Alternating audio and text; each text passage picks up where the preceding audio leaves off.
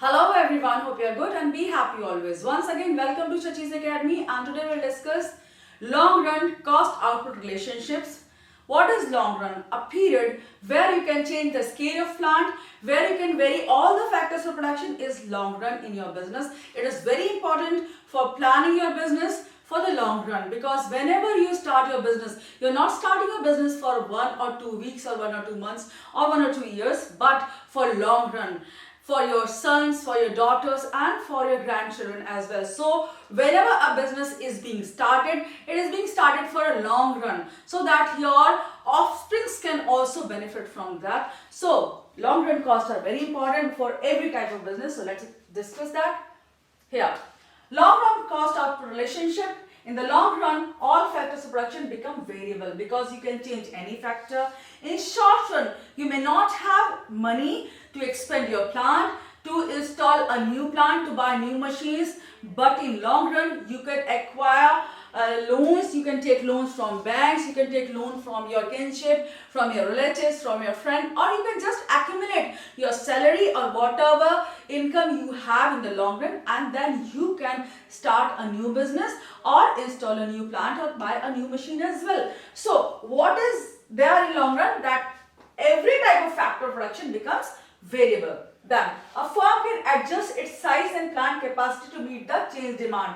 Whenever demand changes in market, if it increases, you can install a new plant, you can start a new product line, you can launch new products. But if demand decreases, you can just close down that business, shut down that business, and start a new business as well. So in long run, all the factors of production become variable. You can do anything in long run because you can have access to new money, you can have access to more money, more land, more people, more labor, everything more. Okay, the amount of capital can also be altered because you can take loan from anywhere.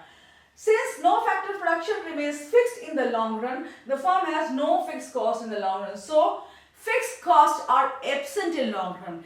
Fixed costs are there only in short run.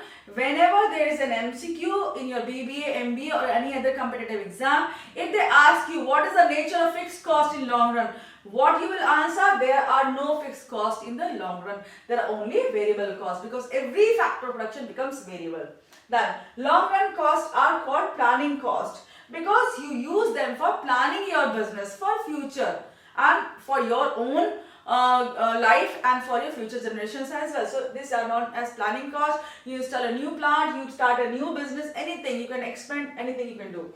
This is because the firm has to plan its future course of action, what you will do in your future. That is decided by your long run average cost.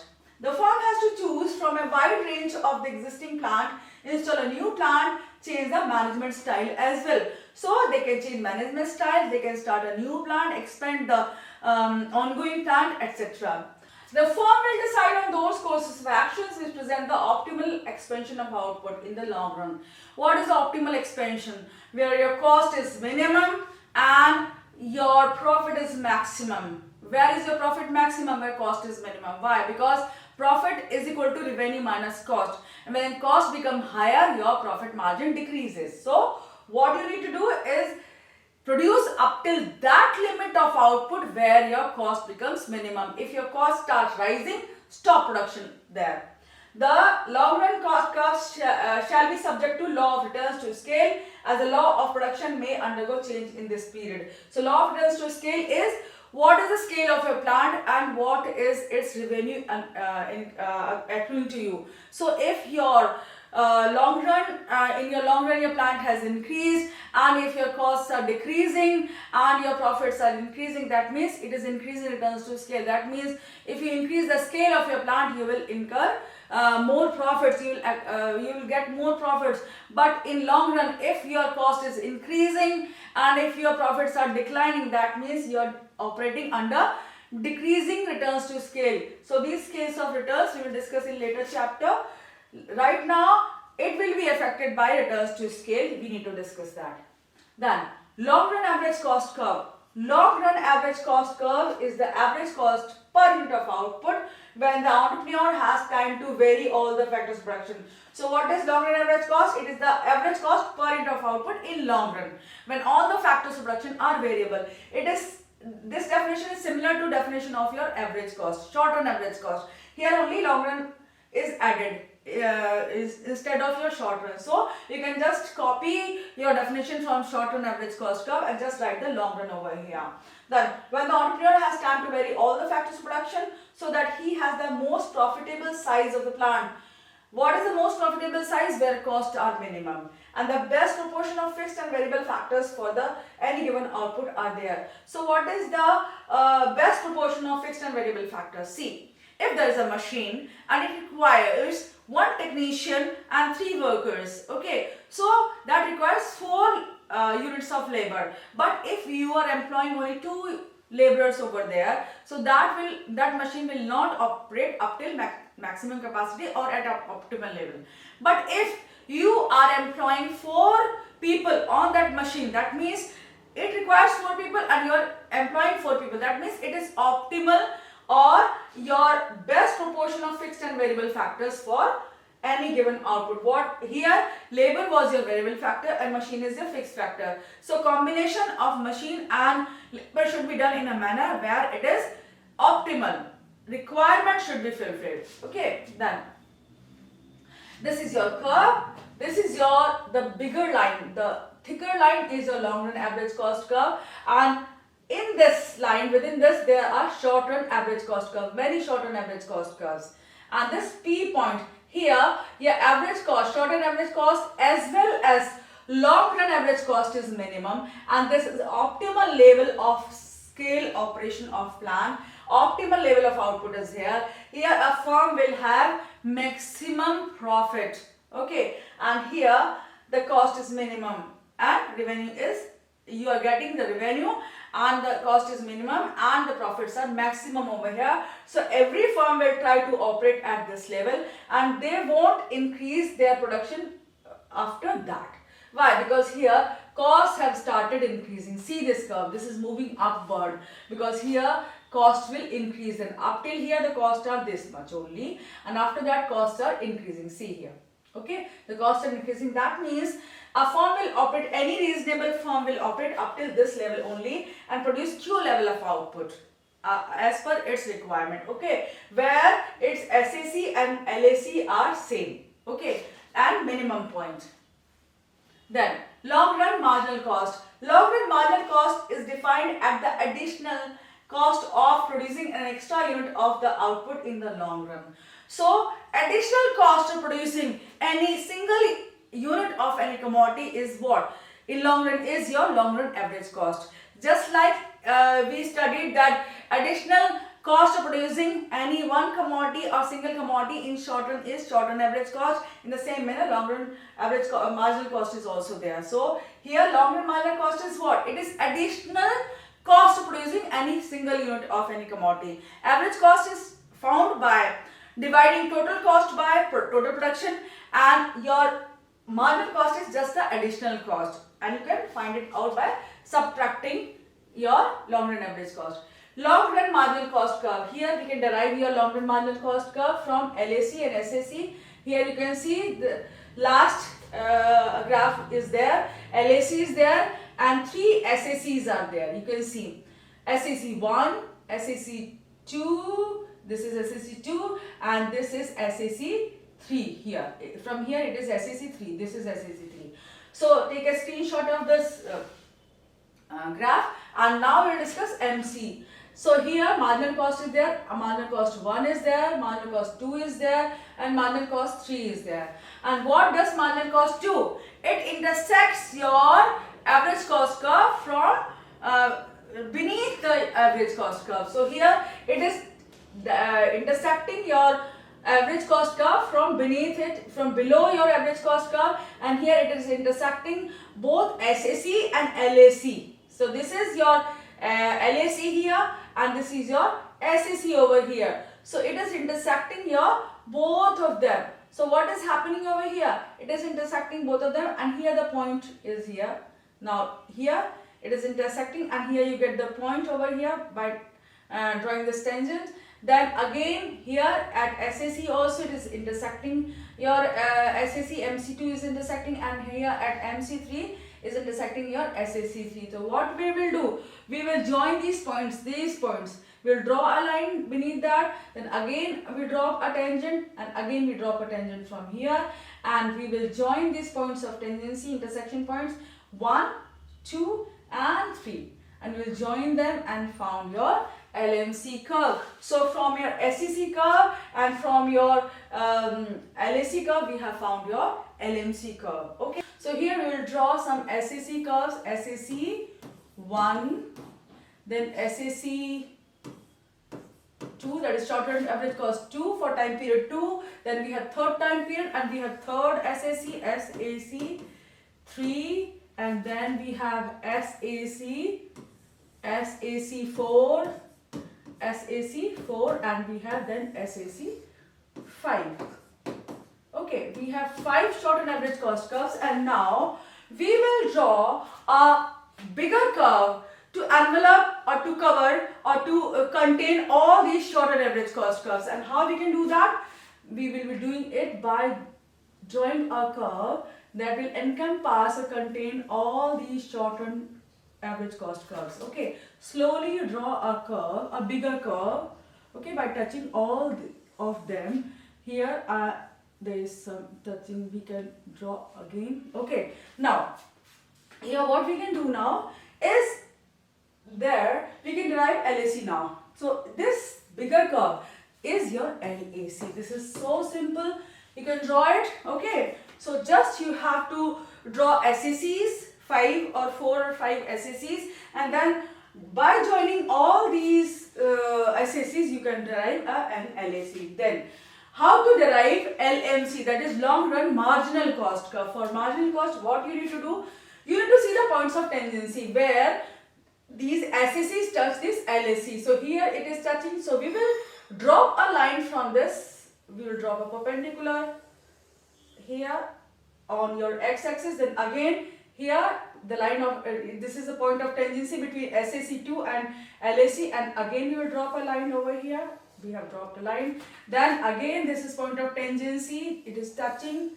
SAC is touching SAC, these touching points will be there. Then here it's SAC4 is touching LAC, then we will drop another line, and here we will drop another line. Okay, in the same manner.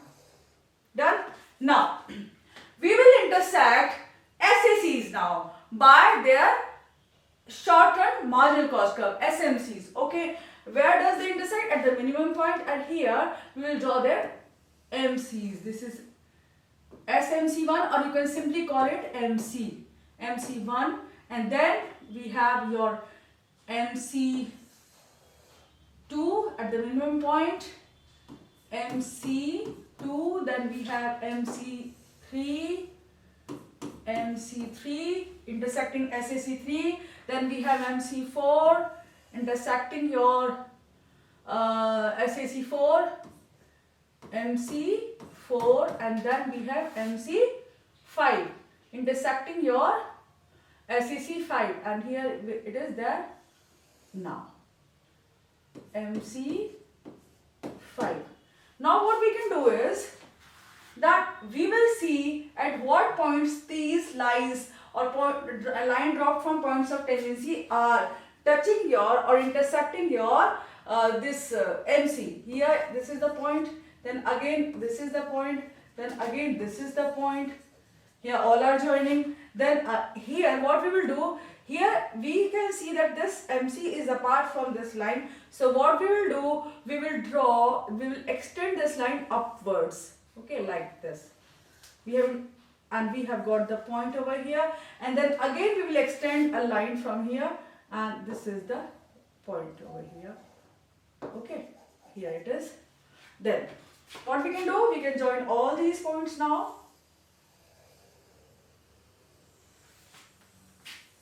And this is your LMC. In your books this is cleaner, but when we draw it on board it's somewhat not that clear, but if you know the method you can draw it easy. And now we will do it in an easier manner for exams. We will draw LAC and LMC. This is your L-shaped curve for x-axis and y curve. Then we will draw this is easier method. We will draw a bigger semicircle like this, and then we'll draw 3 SACs like this. SAC 1, SAC 2 and SAC 3. This is easier method. And now we'll draw, and this is your what? This is SAC 1, SAC 2 and SAC 3. These are 3 SACs we have, and this is our LAC. The bigger curve is our LAC. Now to draw LMC or to derive LMC, what we will do? We will just drop the lines from here. This is the line downward, then this is the line over here downward, and then again the line from here downward. Okay, now we will see where MC will intersect this line, and now we will intersect SAC1 by MC1, and here we can intersect MC1, then again MC2, and then again we have MC3. Okay, and then we will have to extend this line upwards, and we have got 3 points. Number 1 is this point, number 2 is this point, and number 3 is this point over here, where this line which is extended upwards is intersecting with MC3. Now we will get our LMC, long run marginal cost curve. This is very simple. So this is the easier method. So whichever method you like, you can draw your LMC and LAC with that method, and that's how we derive our LAC and LMC. Importance of long run concept. A firm is said to be in a long run situation while deciding on an investment proposal like installation of new plant or expansion of existing plant. After the investment decision is taken and implemented, with funds getting tied up in the fixed investment, the firm shall operate under short-run conditions. So, long-run situation is important for deciding your investment, what production you have to do, what expansion you have to do, and all these costs are decided by that. And after investment is done at one point of time, all you have to do is just you have to make decisions about your short-run functioning. Then, therefore, each time the firm shall operate under short-run conditions, what will happen? You will move towards a newer long-run average cost curve. Then, therefore, each time the firm decides to install a new larger plant, the scale of operation gets enlarged so that a new short-term curve will have to be drawn further to the right. So, new short-term will be drawn further to the right. Thus, in the long run, the firm will employ that plant which yields the minimum possible unit cost for producing a given output. So, a firm will decide that output level where its costs are minimum, it is operating at optimal level of fixed machines, fixed factors of production and variable factors like plant and machinery. That is your best possible proportion is being functioned over there, operated there, and the firm proceeds towards a newer longer run. The firm will make use of various plants up to the level where the average cost falls with increase in output. Where output is increasing and cost is falling is your good condition, but where your output is increasing but your cost is also increasing, with that it is not good condition for your business. So when your cost starts decreasing, that means average cost starts increasing, you need to stop your production. You can only produce up till that point where your average cost is decreasing, and at minimum point you need to stop your production. Okay, so that's all about your average cost curves. We can discuss this later on in other chapters also. We'll be discussing in other videos also. Thank you so much. Take care and God bless you.